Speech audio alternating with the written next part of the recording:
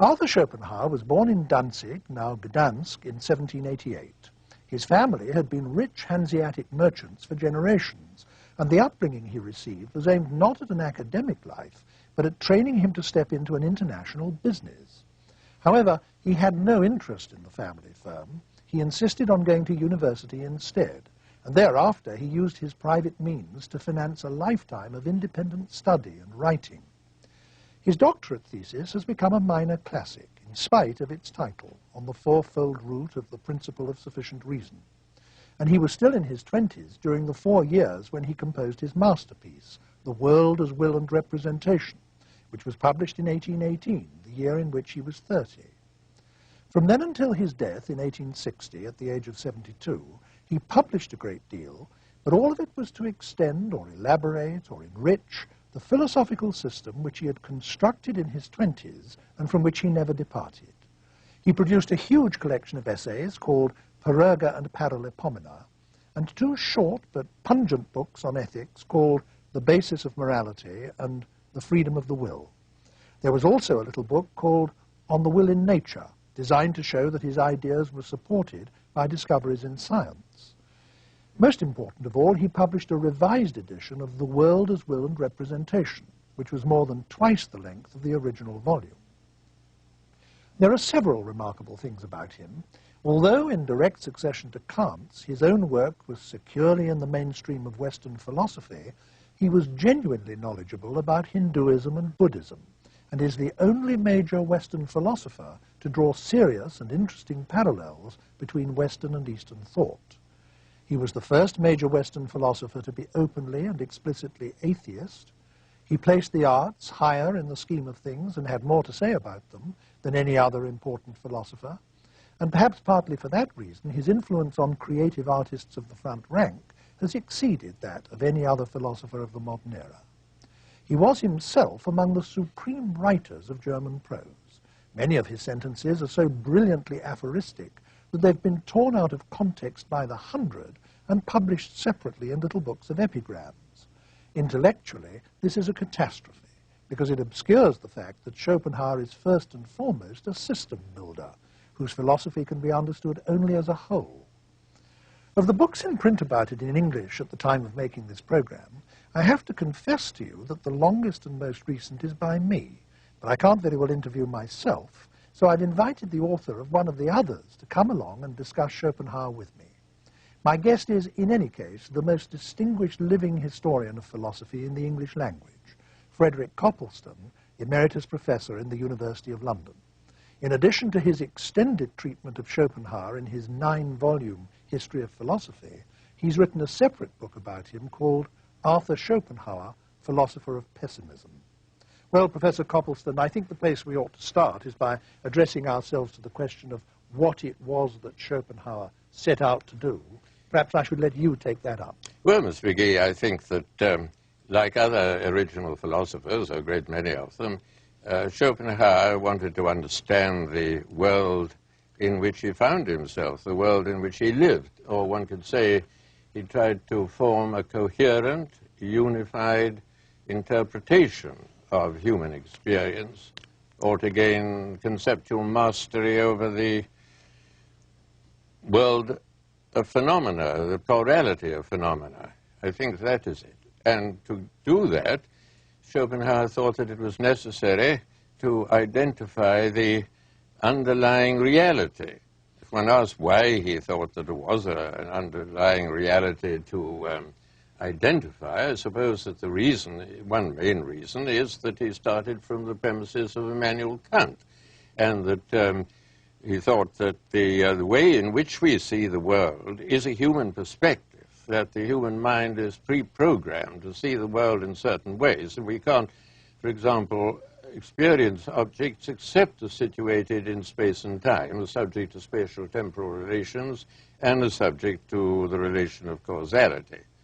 But it obviously doesn't follow that because things appear to one in a certain way, that that is how they are apart from the way in which they appear, as they are in themselves. Kant certainly took it that the concept of a thing in itself as not as that which appears but can be considered in distinction from the appearance, was a sensible idea, and Schopenhauer took that over.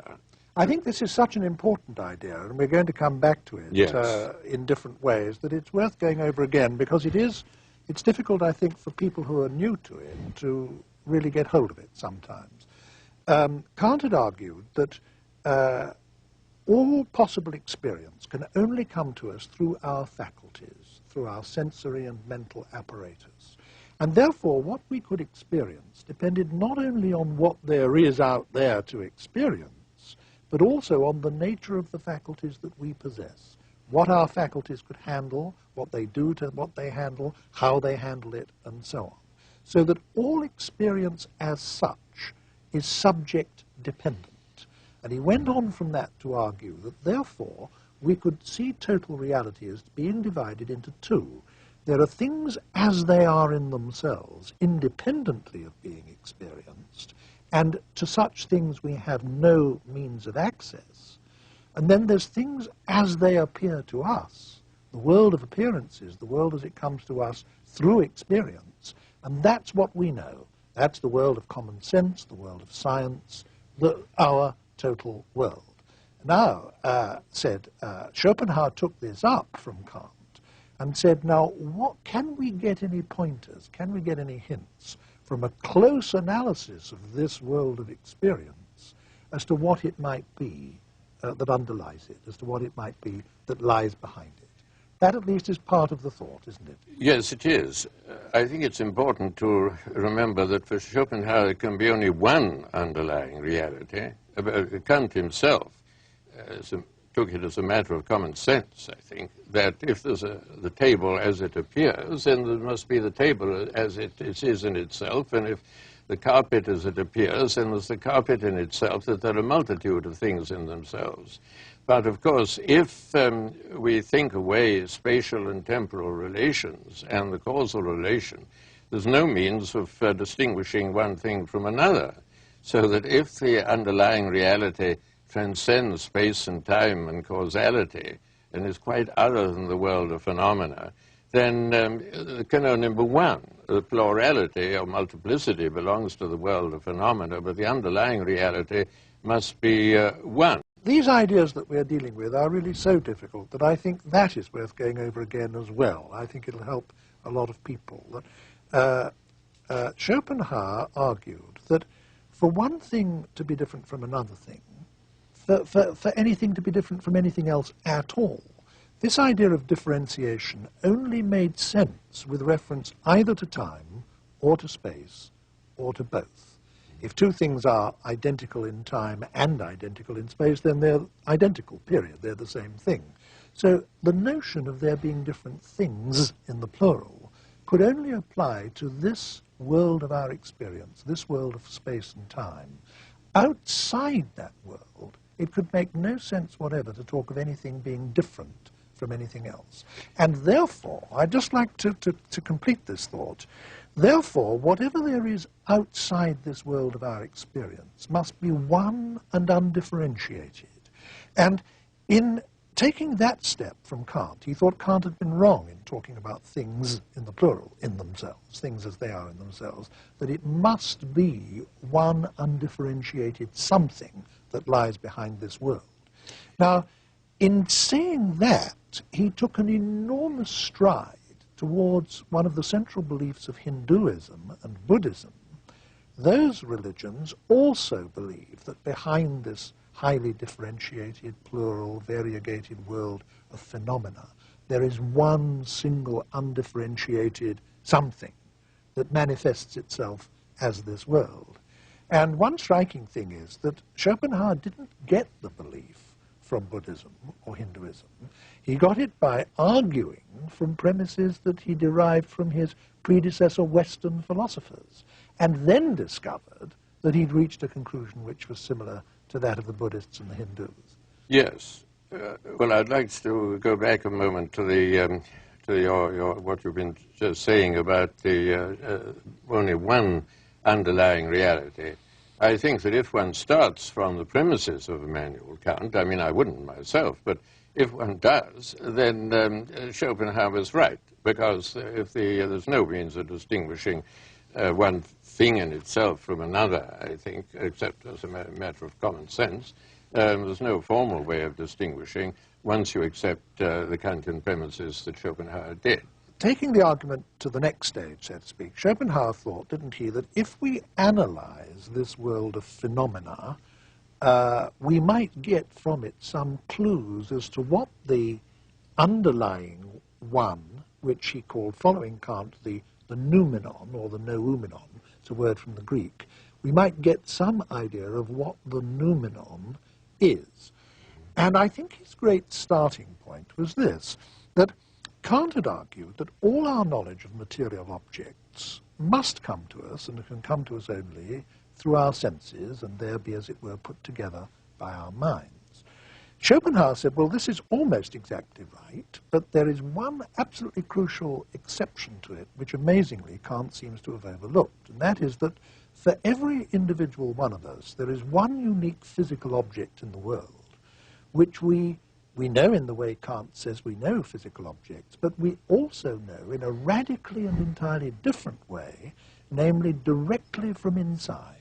And that is ourselves, our own bodies, our own persons. They are physical objects in the way that any other physical object is a physical object, and they can be seen and touched and heard and known in all the ways that other physical objects are known. But each one of us, in addition to that, has immediate non-sensory knowledge of this one physical object from inside, directly. And Schopenhauer thought that this knowledge of a physical object from inside might provide us with the key to the inner nature of things. That's what he thought. Personally, I think that if one starts with Kant's premises, then one must accept Kant's agnosticism. I don't see there's any way of getting out of it. But certainly you're quite right, of course, that that is what Schopenhauer thought, that there was an access through the body. The only difficulty is, it seems to me, that our idea of, even our idea of an ultimate reality belongs on those premises to the world of phenomena. And there's no way outside the circle, and beyond there simply lies silence, as Wittgenstein was to say in the Tractatus. And however, it's quite perfectly true that Schopenhauer thought there was a hint given through our experience of our bodies, yes. I would want to defend Schopenhauer up to this point in the argument, because he makes the point that the knowledge that we have of ourselves directly from inside is not knowledge of Kant's thing in itself. And there are two or three very important reasons why it's not. One is that the knowledge we have from ourselves from inside is still only a kind of superficial knowledge. Decades in advance of Freud, he argued very specifically and at length that most of our own inner life and motivation and so on is unknown to us, that our actions and our speech and our decisions are for the most part unconsciously motivated, so that in a very important sense we don't even know our full inner selves. Another reason why he thought it wasn't knowledge of Kant's thing in itself is that it exists in the dimension of time, though it doesn't exist in the dimension of space, and time can be a characteristic only of this world of ours. And there was a third reason which I think is worth mentioning, and it's this. Schopenhauer argued that all knowledge must be of a dual form, subject and object, knower and known, observer and observed, that for there to be any knowledge at all of anything, you must have something that's grasped and something that's grasping it. And this differentiation can, for reasons that we were giving only a few minutes ago in a different context, differentiation can only exist within this phenomenal world, this world of experience. And therefore, it's only in this world that there can be knowledge or can be consciousness. Yes, that Schopenhauer anticipated Freud in remarkable ways is perfectly true, and helps to show the importance of Schopenhauer in the history of thought, I think. But of course, it's also true, I think, that all our ideas of the infraconscious, and the idea that there is an infraconscious, that all belongs to the phenomenal world. And there we are. I mean, Kant's premises, Kant's conclusion.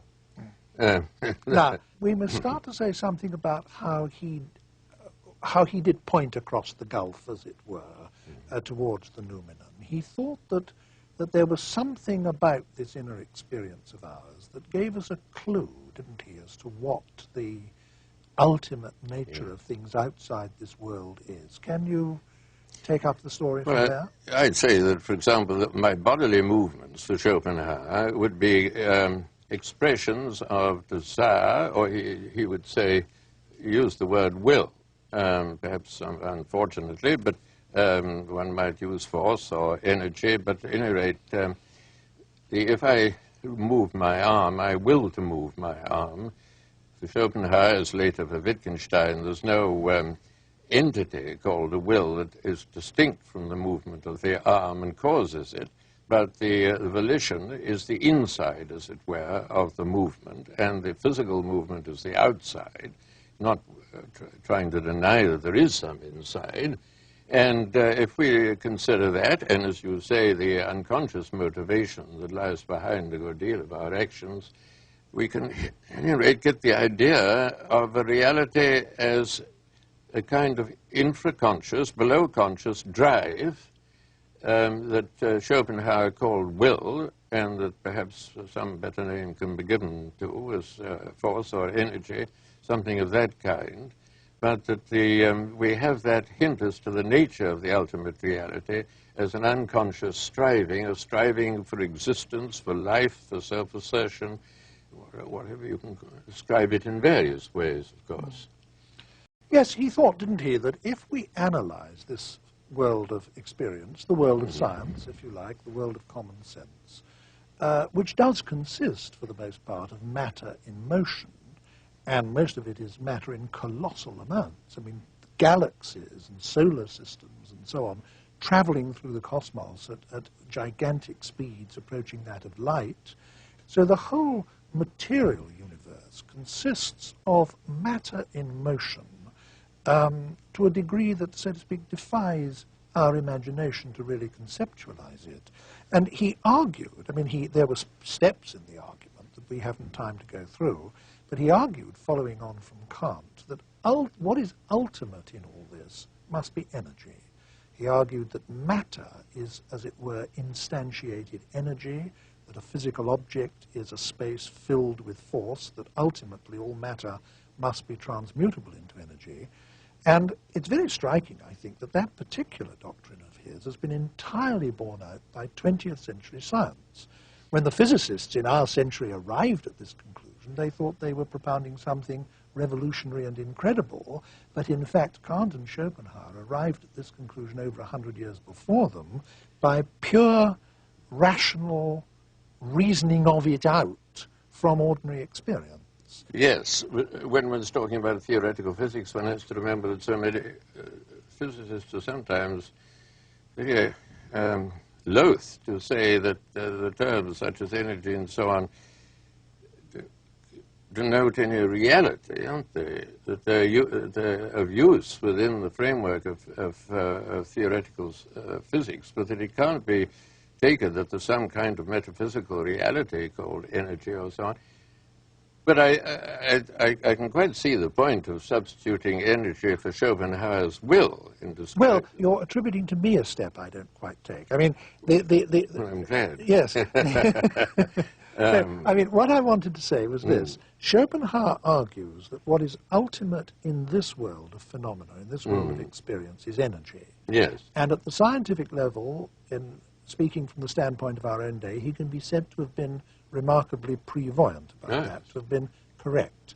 Now, he says that the metaphysical, the underlying noumenon, is whatever manifests itself as this energy. And throughout the cosmos, I mean, in the stars and the solar system, in animals, in trees, in falling stones, in ourselves, in everything. It's the unconscious energy that forms us in the womb, that makes our organs work while we sleep, and so on. And I understand him as saying that the nearest we come to getting any glimmering of what that is in experience is the experience we have inside ourselves of the energy, the go, the force, the will to exist, the will to survive, that somehow ultimate and irreducible push or drive, which is underlying to everything else. Yes, but then, of course, Schopenhauer wasn't indifferent to the underlying reality, was he? I mean, he adopted quite definite attitudes and negative attitudes towards it, disvaluing it. And energy is such a neutral word that I mean, it's hard to say whether one approves of energy or disapproves of energy, likes energy or doesn't like energy. It's very difficult to say, whereas Schopenhauer, as we're both very well aware, I mean, had a very definite attitude towards the ultimate reality and its manifestations.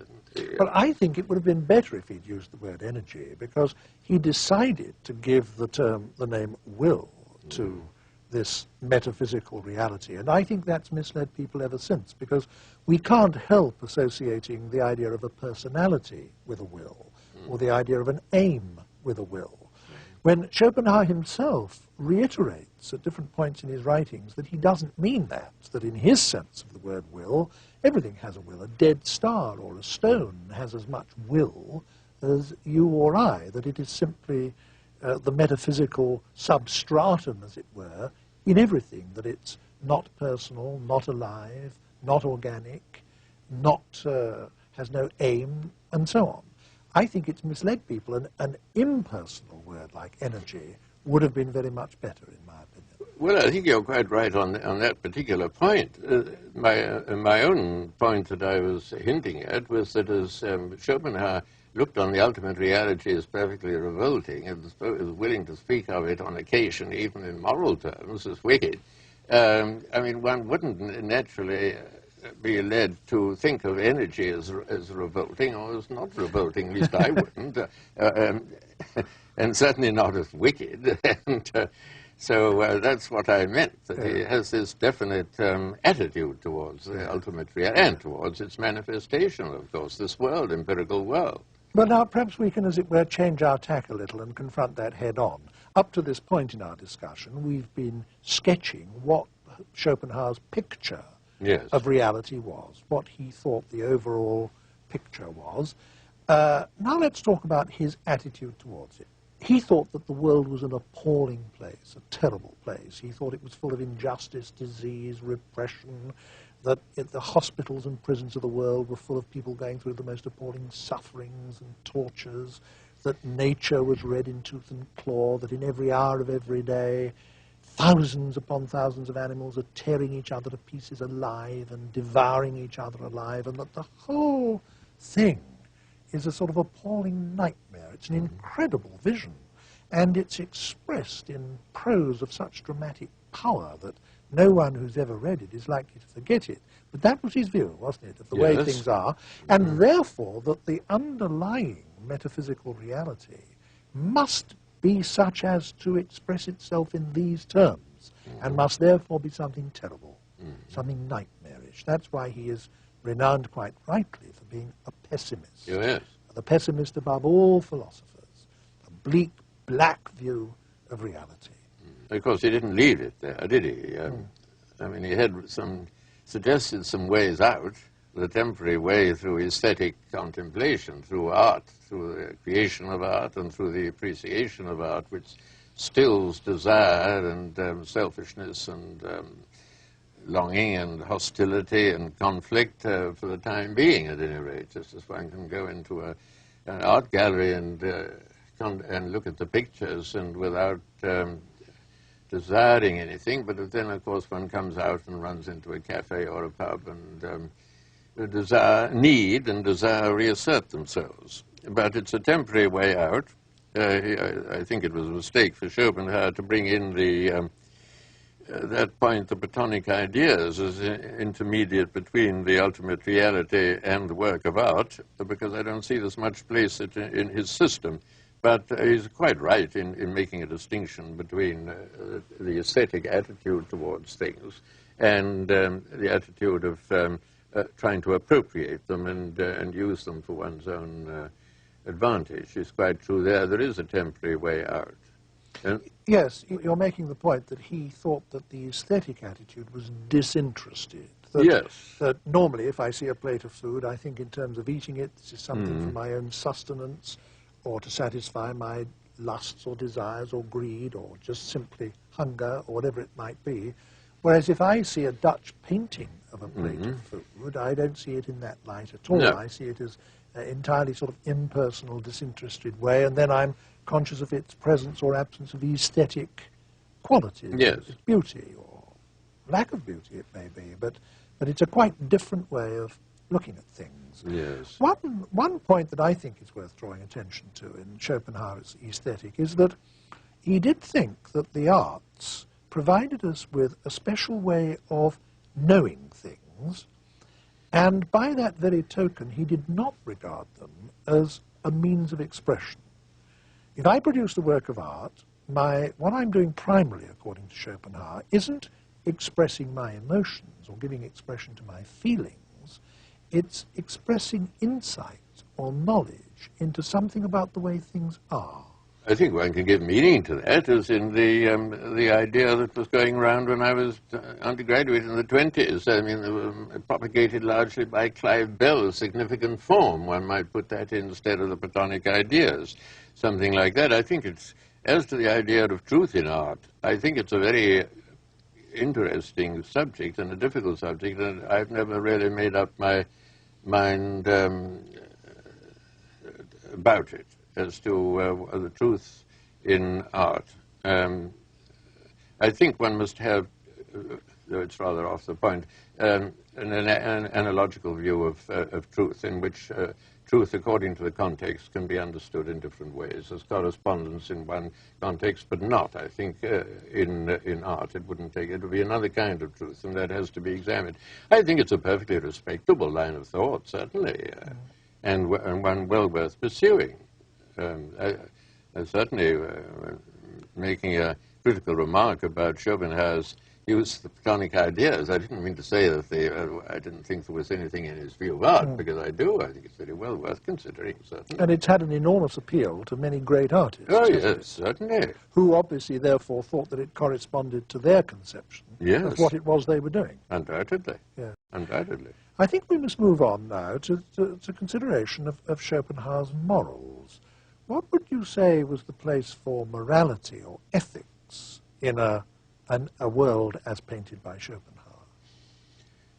Well, as you know, Schopenhauer insists that as there's one ultimate reality, and each one of us is identical with that one ultimate reality, therefore, in some sense, we're all one, ultimately, and he uses that for advocating compassion, sympathy, agape love is distinct from erotic love. I mean, is distinct from eros. Well, all the more power to his elbow. I mean, it's very noble that he should uphold that idea of compassion and so on. It's difficult to see how each one of us is an embodiment of that horrible reality that there's much room for mutual love. I mean, the conflict would be more like it, I should have thought. But at any rate, he certainly undoubtedly values love against hatred and compassion rather than cruelty and so on. I certainly don't want to question those valuations of Schopenhauer, far from it. But ultimately, of course, as we're all the one will, and the will is something horrible, the ultimate ideal can only be turning against the ultimate reality. I'd like to keep these two notions separate for the moment. And before we move on to his idea of turning against reality, I'd like just to say a little more about his view of morals and ethics, because it was, in a sense, applied metaphysics, in a rather unusual sense for a philosopher. He had, as you say, this metaphysical view that we were all ultimately one, and again, that is in common with some religions, and therefore that in doing you an injury, I am in some significant ultimate sense injuring myself, and that my ultimate oneness with you is really the basis of morality, the basis of compassion, the basis of empathy. It's why I should behave towards you in morally approved ways and not behave towards you in aggressive ways. And you were quite right to say that there's an apparent conflict between regarding the metaphysical the ultimate metaphysical reality as awful and evil and nightmarish in the way we were talking about a few moments ago, and regarding it in this context as the basis of compassion, empathy, and morality in general. I would like at this point to say that the famous fact-value distinction applies as much to Schopenhauer, in my opinion, as it does to anyone else. That is to say that you can accept his view, or a great deal of his view, about how things are, about what reality is, without accepting his evaluation of it, or taking up his stance towards it. And I say that with feeling because, in fact, I'm an example, I think, of this. I mean, I do regard very large parts of Schopenhauer's philosophy, by no means all of it, but large parts of it I regard as being valid and as having enormously rare and important and genuinely deep insights. And I think it casts great illumination. But I'm not a pessimist in Schopenhauer's sense at all. In other words, I accept his picture of the way things are to an important degree, but I don't at all take up his view of it all as being a nightmare or, whatever it may be. So I would go along with the ethics of Schopenhauer. In fact, I think his ethics is very well founded, and wouldn't want to, as it were, keep that part of his philosophy with which it's in conflict. As you know, a good many philosophers now question the fact-value distinction. I wouldn't wish to, I think it has a indispensable use myself, because one must distinguish, for example, between the way in which people behave and the way in which they ought or not to behave. The two propositions are different types. That's perfectly obvious. On the other hand, I don't think myself that one can have any interpretation of the world that doesn't contain value judgments of importance, of significance, and so on, and any more than you can have a history that goes beyond mere chronology and that really tells a significant, coherent story. You can't have a history without value judgments. I don't believe in value-free history or value-free metaphysics. So I would be, although I'm willing to accept some distinction, I'd be very careful about applying it myself and simply saying, well, we can have this interpretation of the world on the one hand, which is value-free, and then the set of valuations on the other, because I don't think things work out in quite that way, you know. No, I don't think they work out in quite that way either. I was merely making the point that you could have a lot of Schopenhauer, and I was always careful not to say all, but only a lot of Schopenhauer's view of the way things are, without sharing his value judgments. I would have other value judgments, and I would entirely agree with you that you can't have a view with no value judgments. I think that's absolutely correct.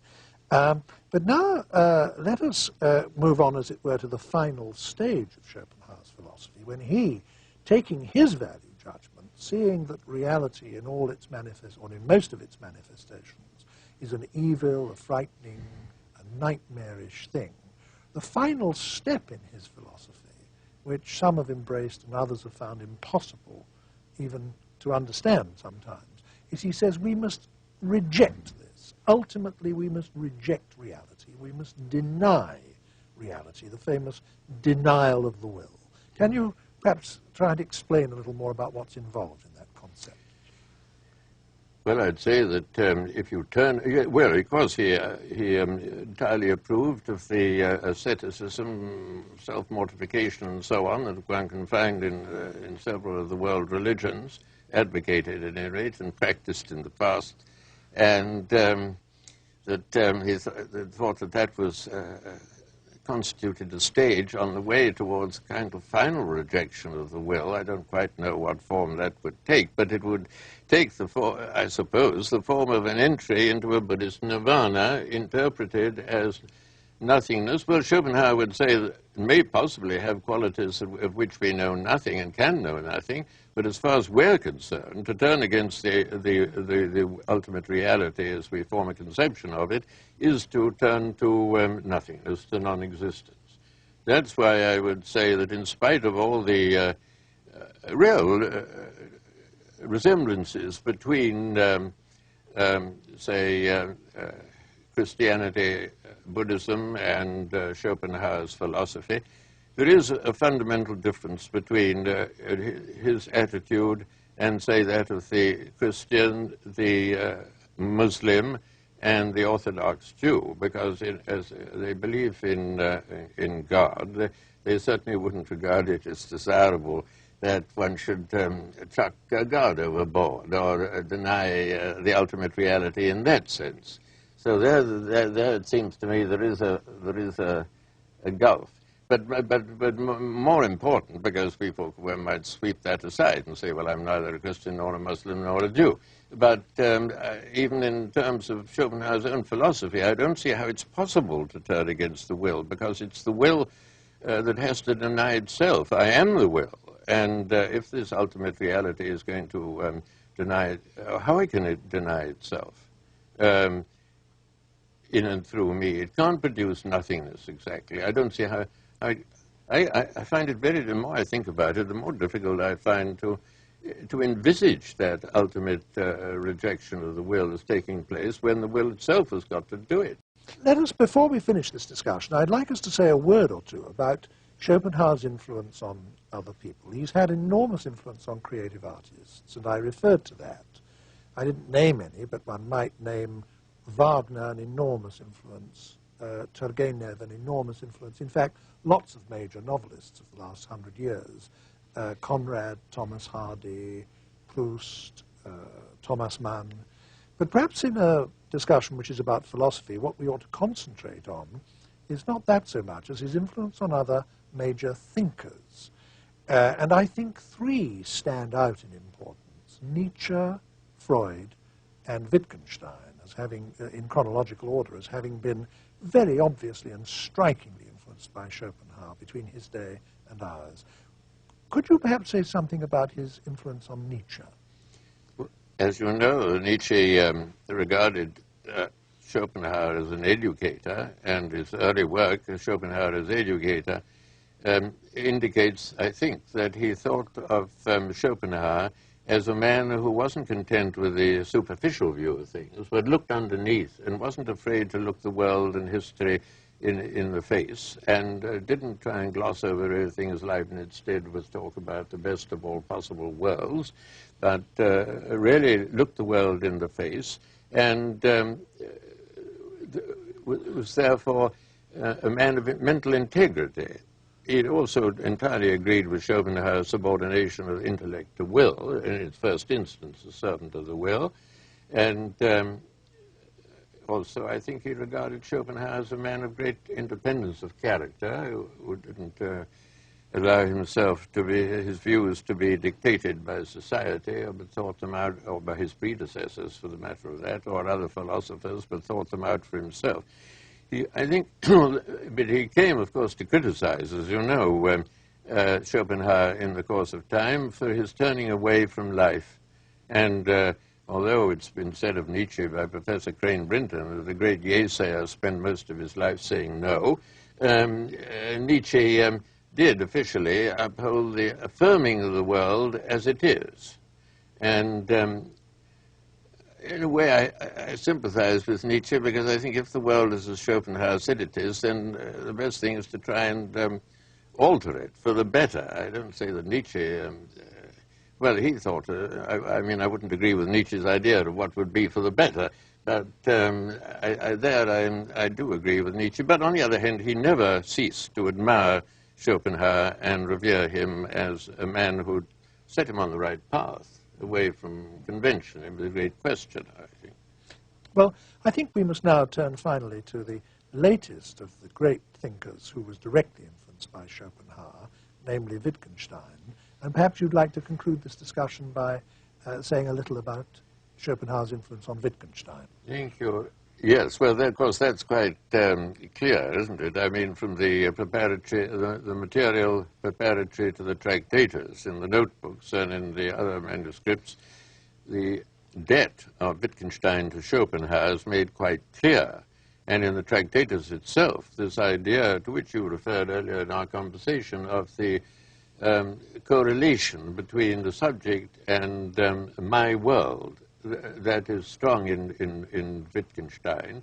that there's I and my world, and that the I, the epistemological subject, is, as it were, the boundary of my world. It's not an object in my world, and because if I try to think of myself, then there's the I that's trying to think of myself. But it's on the borderline, as it were, of the world. That comes straight out of Schopenhauer. Then the famous saying in the Tractatus that if all the problems of science were answered, the problems of life wouldn't have been touched. That also really comes from Schopenhauer, I think. And it's also noteworthy that in the Tractatus, Wittgenstein makes a distinction between the will as the bearer of ethics, of which he says nothing can really be said. That's the metaphenomenal will. And the will as a phenomenon, which is really forms part of the subject matter of psychology rather than of philosophy for the author of the Tractatus.